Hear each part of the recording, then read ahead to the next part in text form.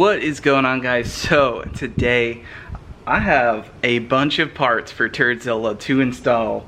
We're not going to be installing them today, but I just want to show you what we got in stock for Turd Zilla. So I mentioned in one of the last videos that we were going to be doing a fully built rear end. As you guys know, this thing is completely destroyed. The differential snapped in half, just basically, you know, destroyed. I think it was going out for a while. So we have the answer for this. Huge shout out to Don Giff. He sent this over here. He is the man. In here we have the 31 spline Yukon differential. We have in there, I believe, all the seals, axle seals, bearings. I'm not a professional when it comes to rear end. I just know the big things. We have a 456 gear going into Turd Zilla, so that's going to be awesome. Over here, we've got a box, got a part there. We have the axles, 31 spline Yukon axles, so that way we don't break Turd Zilla. So as you guys know, this has a stock rear end in it, with the exception of 410 gears. Has welded axle tubes, and I think that's pretty much it. It just had 410 gears, and I think the Yukon hardened gears, but we weren't really sure because Nick got it from someone else and we got it from Nick. Then obviously in here we have the axles themselves. I'm not going to pull everything out, but I wanted to show you guys basically all this stuff that we have for Turd Zilla. This is going to be a lot of fun. We are going to be installing everything with Nick. Probably going to put the Turd Zilla back together, kind of. Basically just put the cover on. And I'll use the trailer to get it over to Nick's shop, which is in Daytona Beach, Florida.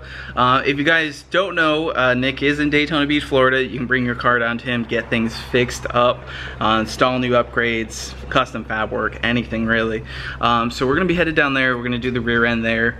It's gonna make things a lot easier than trying to drop it here, because I had a lot of problems last time trying to do the differential, what are they called, bearings, the UPR spherical bearings. So that was a huge task to do here because I hate working on my back. So we're gonna do it down there, drop the rear end. We might not need to drop the rear end out, since solid axles, you get a lot of space there.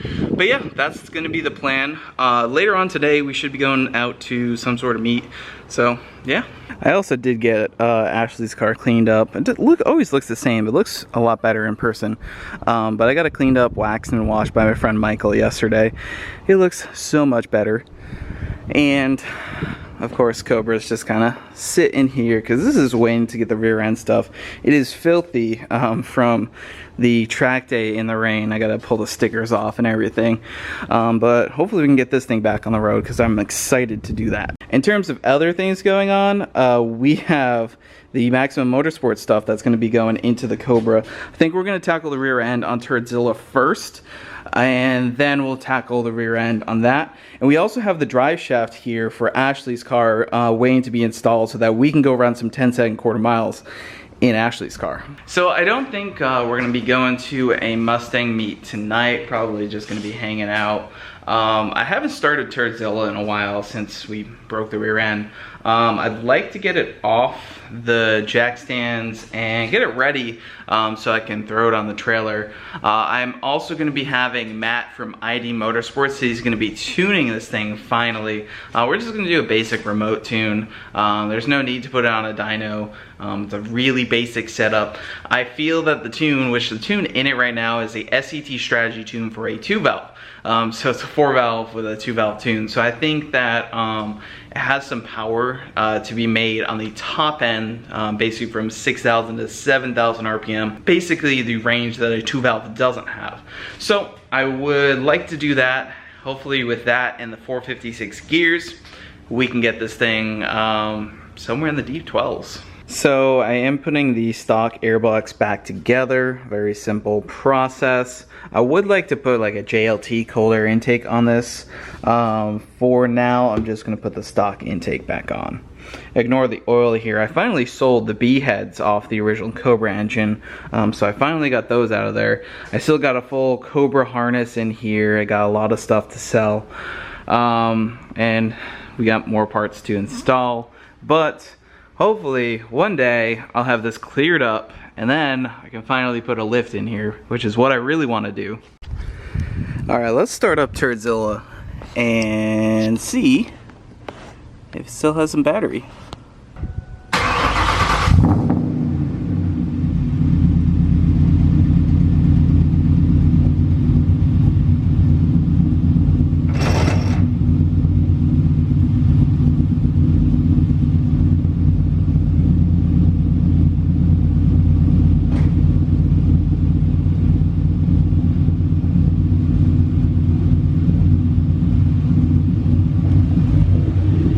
Well, it did start right up.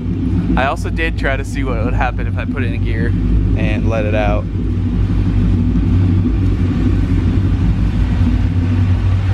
But it seems to be running pretty smooth. Nice and smooth.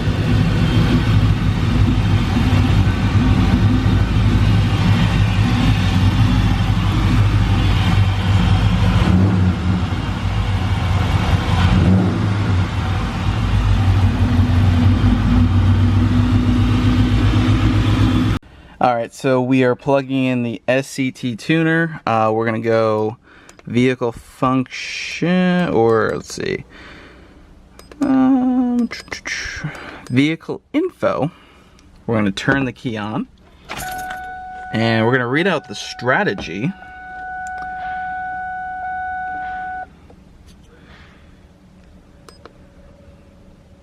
So that we can send that to Matt at ID Motorsports. So we got our strategy right there, also a VIN number, doesn't really matter. And we'll need to send over our serial number.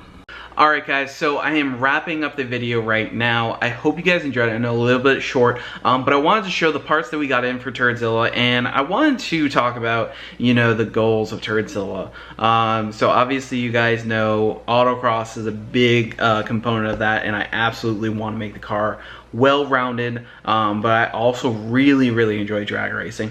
I really want to see this thing in the deep 12s. We went 13.0 at 105 miles an hour on a not really a good tune on the car, and you know, we were spinning. It was a 1.7 60 foot. I think this thing has at least a 12.5. I would love to see something like a 12.3, 12.2. Who knows, maybe a little bit more mods. Like, I mean, it does get expensive doing these NA mods because you have to do a lot of mods to make up, I don't know, 20, 30 horsepower. But maybe if we can get into the deep 12s the way it sits, add some underdrive pulleys, maybe add a JLT cold air intake to the car, do a short runner intake and degree the cams, try to push out another 30 or 40 wheel horsepower, and I think this thing could go 11.9. But I think the goal for now is to go deep in the 12s with 300 wheel horsepower or less. I think that would be awesome. The car has, you know, it's fairly light and it's got the suspension for it, so I would be thrilled to see that. So guys, make sure you slap that like button down below. If any of you guys were wondering, I did finish up school. I got one more semester. Basically, I got some time for the summer. We do also have stickers, and we got some shirts left that we're trying to get rid of. So the link to the website, mustanglifestyle.net, will be down below.